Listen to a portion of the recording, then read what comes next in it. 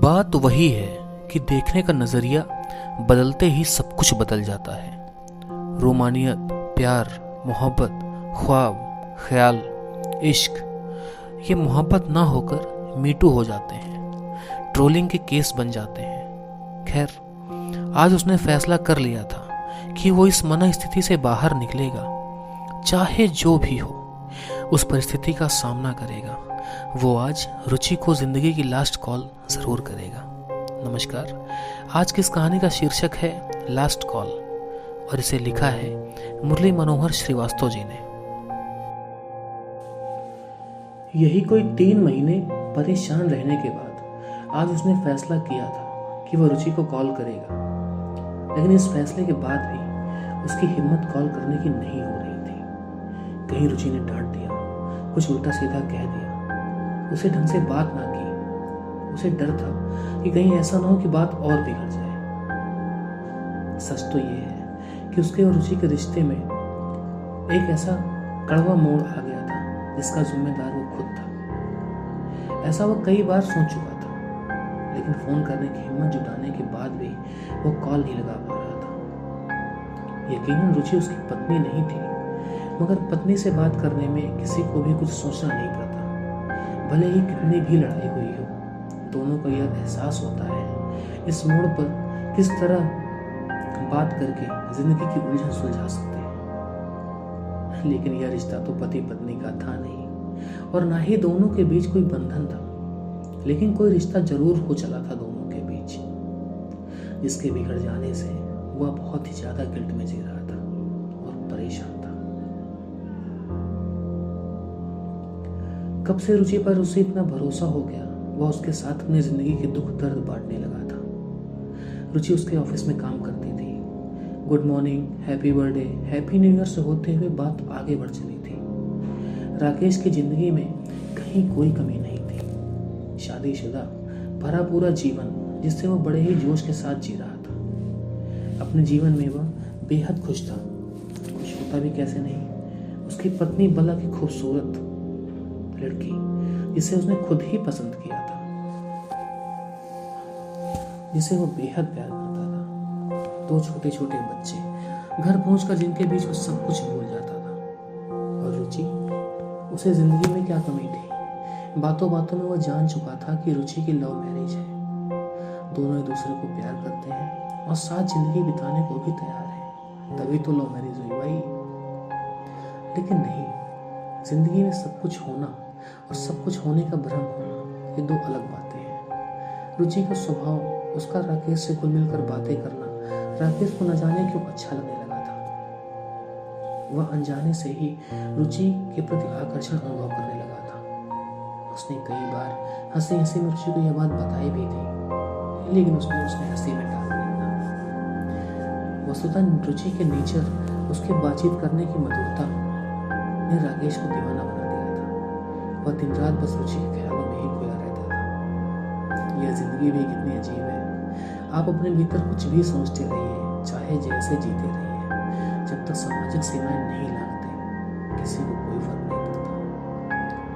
राकेश को इतना पता था कि शादीशुदा जीवन की पहली शर्त है ईमानदारी और नैतिकता। उसने अपनी पत्नी से वादा किया था कि मेरी जिंदगी में तुम्हारे सिवा कभी कोई नहीं आएगा, और वो अपने इस वादे को बड़ी ही ईमानदारी और शिद्दत से निभा रहा था। लेकिन रुचि उसकी जिंदगी में भावनात्मक रूप से तो आ ही गई थी। न जाने क्यों उसे अपनी खुशियां उसके साथ बांटकर बेहद खुशी होती थी। वैसे ही घर गृहस्थी में कोई तनाव होने पर जब वो उदास होता तो रुचि तुरंत जान जाती और कारण जाने बिना दम ना लेती। फिर कहती सब ठीक हो जाएगा, भगवान पर भरोसा रखो।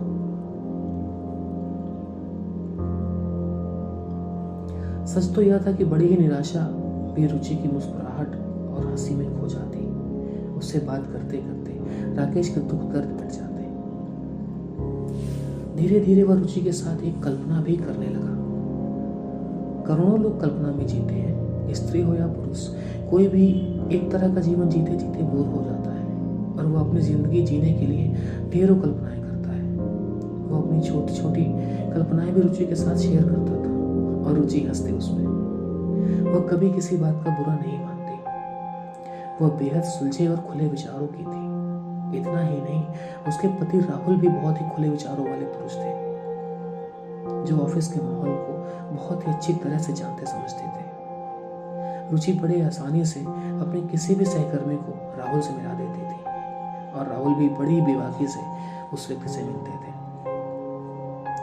जब पति पत्नी एक दूसरे पर अटूट विश्वास करते हैं तो क्या फर्क पड़ता है कि रुचि के कितने सहकर्मी हैं, ऑफिस में काम करना है तो यह सब चलता रहेगा। और बस इसी माहौल में धीरे धीरे राकेश न जाने कौन सी बेसिल पैर की कल्पना रुचि से शेयर करता चला जा रहा था। हर बात की एक लिमिट होती है, लेकिन कल्पनाओं की कोई लिमिट नहीं होती। वो अपनी कल्पना में आए दिन नैतिकता की सीमाएं पार कर रहा था और रुचि उसे अनदेखा कर रही थी। अचानक एक दिन रुचि ने राकेश से बिना कुछ कहे दूरियां बना ली और राकेश परेशान सा हो गया। कुछ भी तो नहीं बदला था जिंदगी में। रुचि से कोई रिश्तेदार तो नहीं थी, उससे बात करना जरूरी था क्या? स्त्री पुरुष से अधिक समझदार होती है। राकेश की बढ़ी हुई इच्छाएं रुचि समझ रही थी। वह उसके और करीब आना चाहता था, वो रुचि को पाना चाहता था, उसे छूना चाहता था।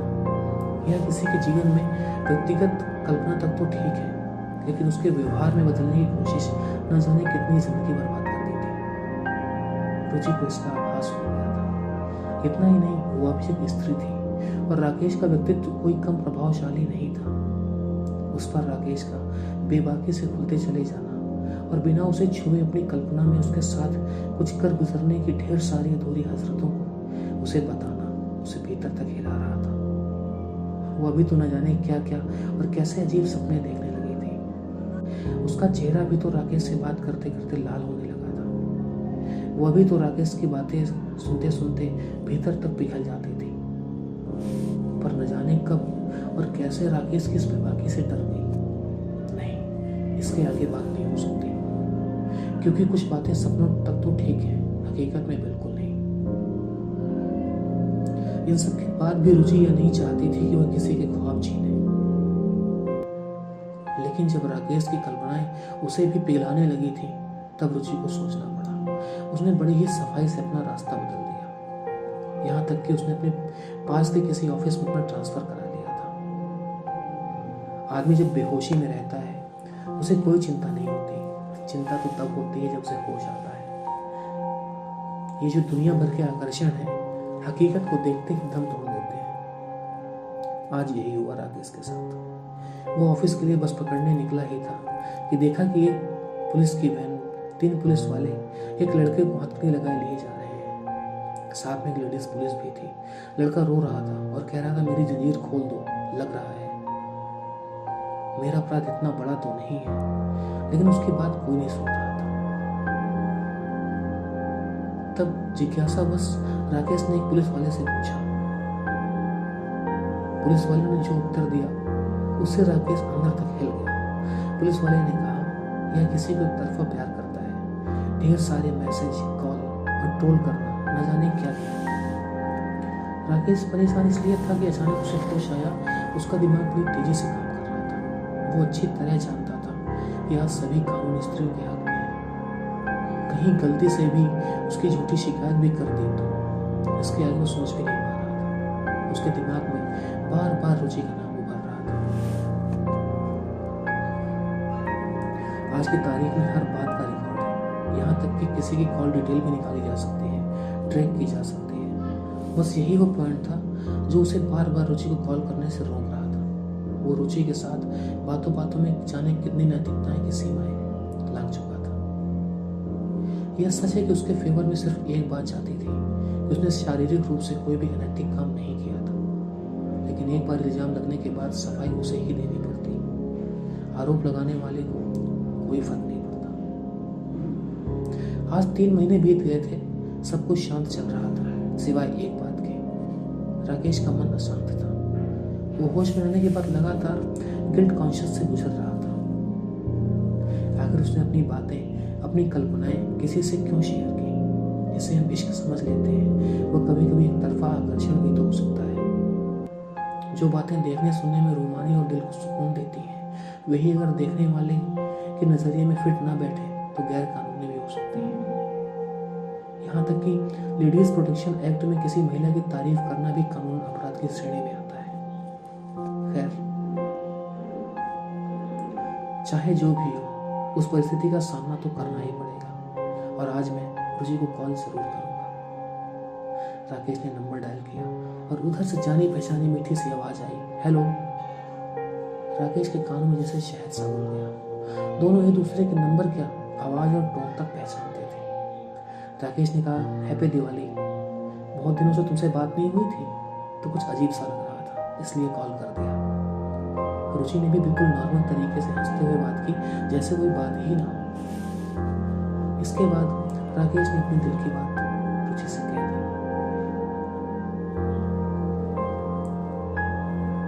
रुचि, बहुत अधिक गिल्ट फील हो रहा था, इसलिए तुम्हें कॉल किया। वह हंसी जैसे कोई बात ही ना, उसके लिए सब कुछ नॉर्मल था, जैसे उसने राकेश को अनसुना कर दिया। वह बोली, मेरे पास टाइम ही नहीं होता यार, कुछ पढ़ने का, कुछ देखने का, मैं कुछ देख ही नहीं पाती। इतना सुनना था कि राकेश की जान में जान आई, कुछ हिम्मत वापस लौटी और बोला, थैंक्स रुचि, बस तुमसे बात करने का बहुत मन था, अब बहुत हल्का महसूस कर रहा हूँ। चलो फिर बात करते हैं। उसने कहने को तो कह दिया था, लेकिन वो जानता था कि उसकी लास्ट कॉल थी। अभी जिंदगी में कुछ बिगड़ा नहीं था और रुचि, वह जानती थी कि न जाने कितने लोग सुबह से शाम तक उसके बारे में क्या क्या सोचते हैं, कल्पनाएं करते हैं। राकेश ने तो बस यही तो किया था, अपने ख्वाब उसे बता दिए थे, उसे कभी छूने की कोशिश नहीं की थी।